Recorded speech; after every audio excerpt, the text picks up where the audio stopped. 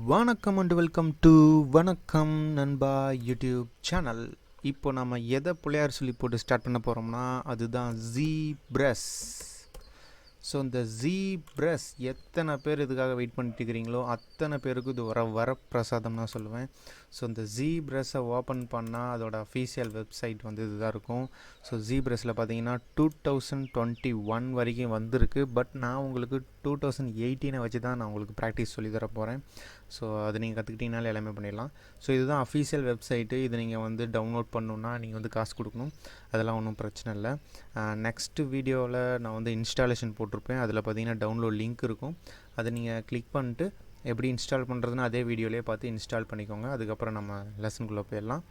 So full பேக்கேஜாக நான் இறக்க போகிறேன். ஏன்னா வந்து ரொம்ப பேர் வந்து Zbrush வந்து நான் கற்றுக்கணுன்னு சொல்லிட்டு ரிக்வஸ்ட் பண்ணுறீங்க, இன்னும் பண்ணிகிட்டு இருக்கீங்க. ஸோ அவங்க எல்லாத்துக்குமே வந்து இது ஒரு கண்டிப்பாக ஒரு இதாக தான் இருக்கும்.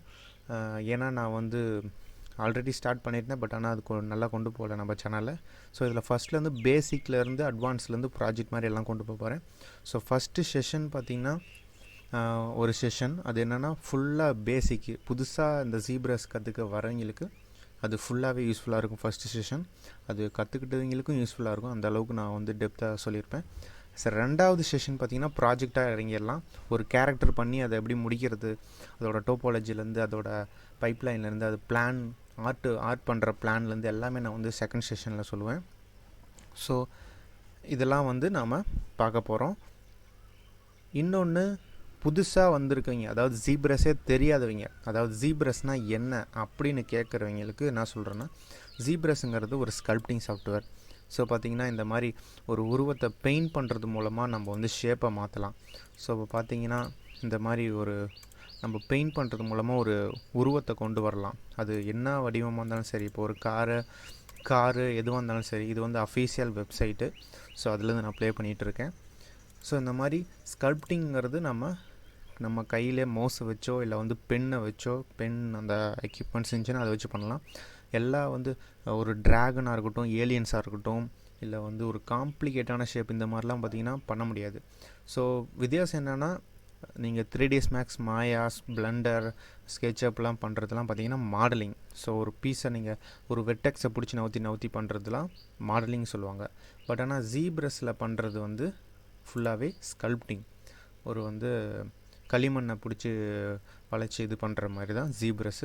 ஸோ இதில் வந்து ரொம்ப எல்லா இடத்துலையும் நீட் இருக்குது. இந்த Zbrush கற்றுக்கிட்டா உங்களுக்கு வேலையும் கிடைக்கலாம் தாராளமாக.